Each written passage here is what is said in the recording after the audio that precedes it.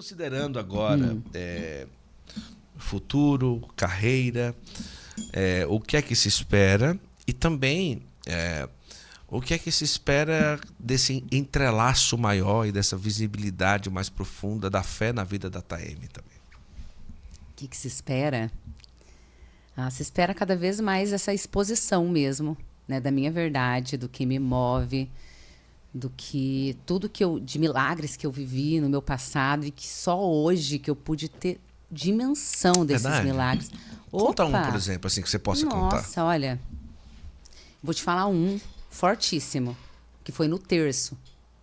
Eu tinha feito cirurgia de correção de miopia com 21 anos, eu tenho 39. Eu fiz correção de miopia, eu fui para casa dos meus pais, eu já morava aqui em São Paulo, né? Tinha ganhado o ídolo já.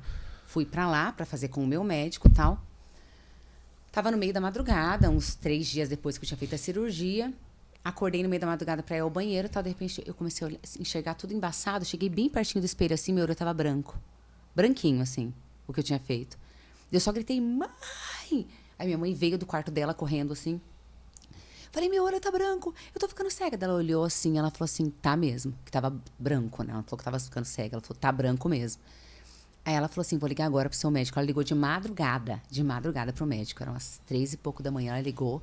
Doutor, tá assim, assim, assado, tá, não sei o que. Ele falou assim, vem pra cá agora. A gente de Jaguapitã, andar 70 quilômetros pra Londrina, no meio da madrugada, com uma chuva torrencial. Nossa. Aquela chuva de pedra.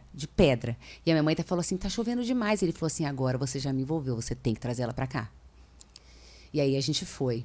Eu lembro deitada atrás no banco, desesperada, porque pensa, perder a visão.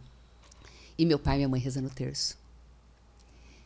E eu lembro disso perfeitamente bem. Ave Maria, Ave Maria, Ave Maria, Ave Maria, uma atrás da outra e tal, não sei o que. E eu não tinha o hábito de rezar o terço, porque eu achava o terço repetitivo. Sim. Aquela coisa, né? Ai, que vergonha de mim. Hoje tem aqui, eu não saio sem de jeito nenhum.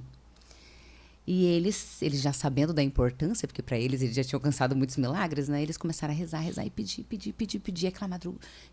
Não dava para enxergar nada na frente. Era um pavor que a gente estava no meio da madrugada, sem enxergar nada. No que eu cheguei no consultório, depois de 1h30, um trajeto que a gente fazia em 45 minutos, foi 1h30, porque realmente estava chovendo demais, não dava para enxergar nada. Eu entrei no consultório ainda à noite, meu médico esperando lá para atender. Ele olhou, estava bem no finalzinho, branco, assim, estava voltando ao normal. Ele falou assim, nossa, tá mesmo. Daí ele foi olhar. Aí ele falou assim, vamos esperar um pouco. Pingou um colírio, daqui a pouco voltou, olhou de novo, falou assim, como você tá enxergando? Eu falei, tô enxergando bem, muito bem. Ele falou assim, tá tudo normal. Nossa. Meu olho voltou ao normal. Nossa. Meu pai, minha mãe e o médico presenciaram esse milagre.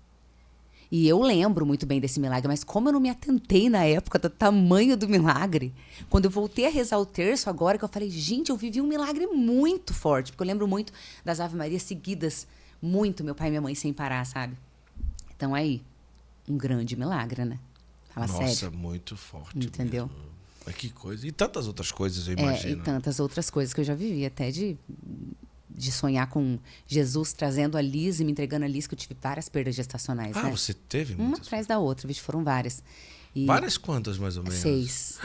6.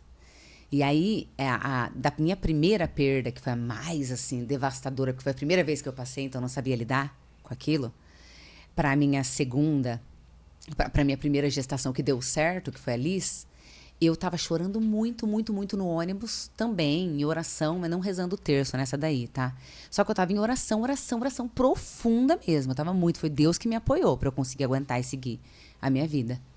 E eu escutando a Confia em Mim, foi uma delas que eu escutei muito, muito, muito de Vida Reluz, muito. E escutava sem parar, assim. Eu tinha uma playlist no Spotify, já tinha Spotify, que era só de músicas cristãs, só. Escutando sem parar. E aí eu lembro que uma amiga minha foi no ônibus com a gente, ela tava fazendo minha cabelo e maquiagem, ela falou assim, uma amiga dela sonhou comigo, ela falou, posso te contar que minha amiga sonhou com você? Eu falei, pode.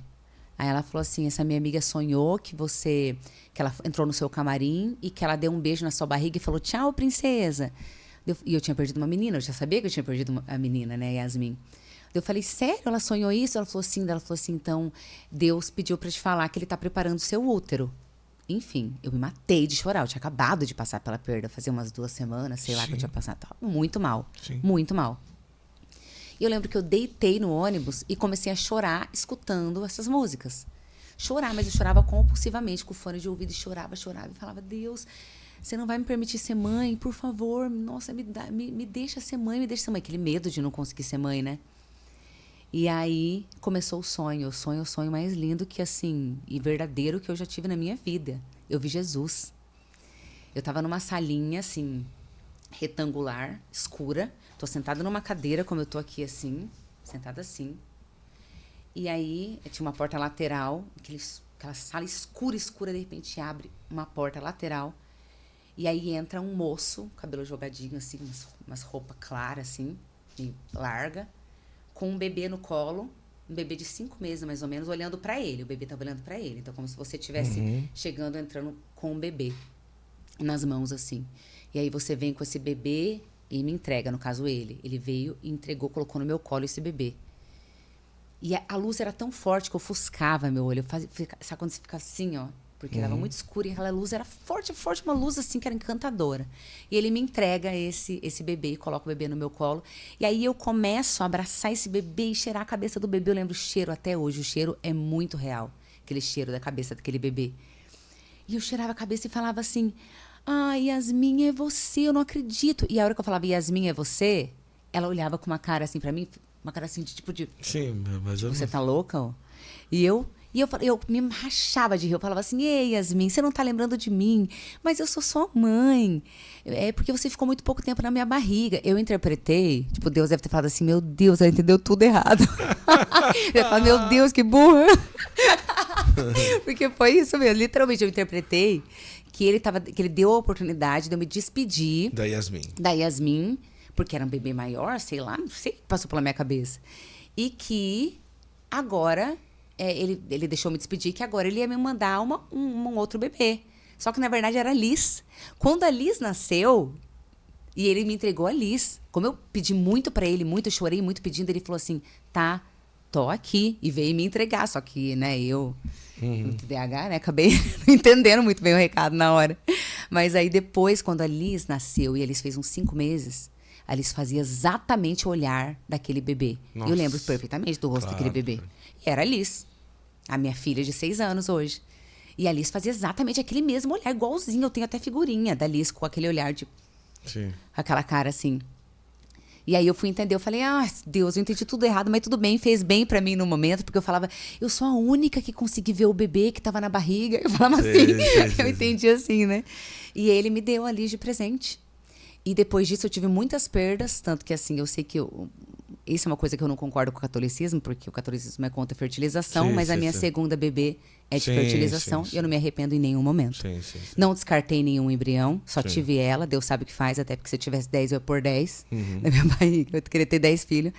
Só tive um, não precisei descartar nada, enfim. E foi a Ive, a minha segunda bebê, que foi um milagre também.